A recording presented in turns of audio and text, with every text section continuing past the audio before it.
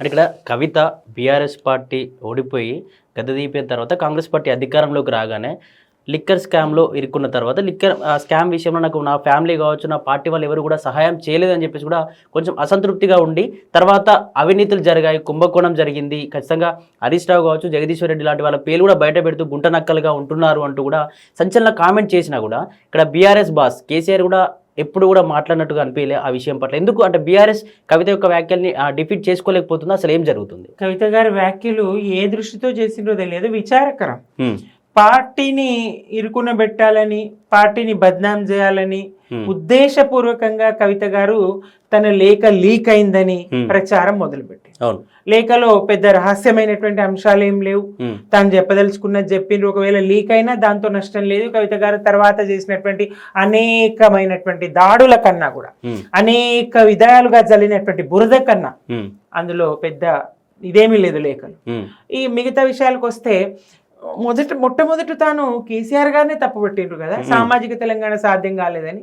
రెండోది ఇంకా ఆ తర్వాత నాయకత్వం, కేసీఆర్ చుట్టూ దయ్యాలు ఉన్నాయని, కేసీఆర్ గారికి సమీపంగా ఉన్నటువంటి ఎవరైతే ఉన్నారో వాళ్ళు దూరం జరిగిపోవాలి ఆ మాటతోనేటువంటి ఒక ఎత్తుగడలాగా కనిపించింది అది. మరి ఆయన రక్షణ వ్యవస్థ ఎట్లా, ఆయన కాపాడే చూసుకోవాల్సిన వాళ్ళు మరి పక్కకు తప్పుకుంటే పరిస్థితి ఏంటి?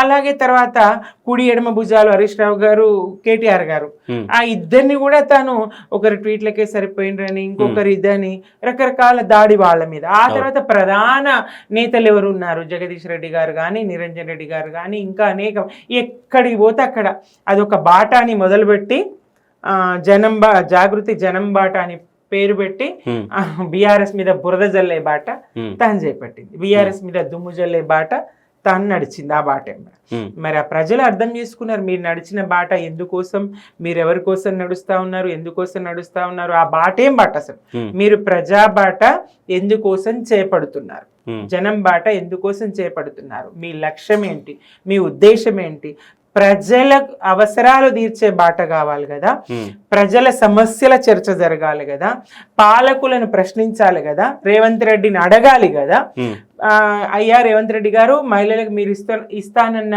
2,500,000 ఏమైనా అని అడగాలి కదా, మీరు వయోవృద్ధులకు పెంచుతాన్నటువంటి పెన్షన్ 2,000 నుంచి 4,000 చేస్తా అన్నారు, ఏమైందని ప్రశ్నించాలి కదా, అలాగే కాలేజీకి వెళ్ళే యువతులకు స్కూటీలు ఇస్తామన్నారు కదా, ఏమైందని ప్రశ్నించాలి కదా, కళ్యాణ లక్ష్మితో తులం బంగారం ఇస్తామన్నారు, ఏమైందని ప్రశ్నించాలి కదా.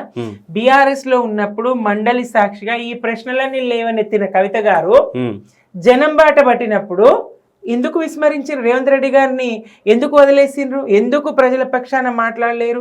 రైతన్నలకు 24 గంటల కరెంటు ఉండలేదు, రైతు భరోసా దిక్కులేదు, కొన్న పంటకు బోనస్, సన్నవాడ్లకు బోనస్ ఇస్తానన్న ఆ బోనస్ దిక్కు లేదు, దాని మీద కదా ప్రశ్నించాలి. ఉద్యోగులకు 5 DAలు బకాయి ఉన్నాయి, అది కదా ప్రశ్నించాలి. రిటైర్డ్ ఎంప్లాయీస్ కి మరి వాళ్ళకి రావాల్సినటువంటి న్యాయంగా వాళ్ళకి 35-40 సంవత్సరాలు సర్వీస్ చేస్తారు ఒక్కొక్క ఉద్యోగం, 30 నుంచి 40 సంవత్సరాల మధ్య సర్వీస్ వాళ్ళది ఉంటది. అట్లాంటి వాళ్ళ మరి బకాయిలు, రిటైర్మెంట్ బెనిఫిట్స్ సహజంగా వాళ్ళు దాచుకున్నవి వాళ్ళకి ఇవ్వాలి కదా, దాని మీద కదా ప్రశ్నించాలి. అనేక హామీలు, 420 హామీలు, 6 గ్యారంటీల పేరుతో 13 హామీలు, ఈ హామీలన్నీ ఎగవేసిండు. రైతన్నకు 2 లక్షల రుణమాఫీ అన్నాడు, అరాకొర రుణమాఫీ, ఏ ఒక్క పథకం కూడా పూర్తి స్థాయిలో అమలు చేయనటువంటి రేవంత్ రెడ్డి మీద యుద్ధం చేయడానికి సమయం సరిపోనన్ని సమస్యలు ఉన్నాయి ప్రజల పక్షాన.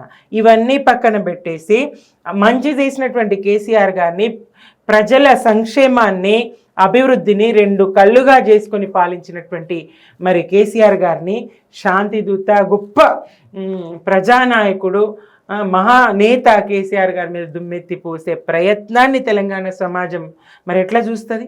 ఖచ్చితంగా కవిత గారి పట్ల ఉన్నటువంటి ఏదైతే సదాభిప్రాయం ఎంతో కొంత ఉన్నది ప్రజల్లో, అది తుడిచిపెట్టుకుపోతుంది. తప్పకుండా కవిత గారి ఈ ప్రయత్నంతో బీఆర్ఎస్ కాదు ఆమె టార్గెట్ చేయాల్సి, నిజంగా పార్టీ పెట్టదలుచుకుంటే, నిజంగా ప్రజల్లోకి వెళ్ళదలుచుకుంటే బీఆర్ఎస్ను కాదు తాను టార్గెట్ చేయాల్సింది, తాను పాలకపక్షమైనటువంటి కాంగ్రెస్ను కదా ప్రశ్నించాలి.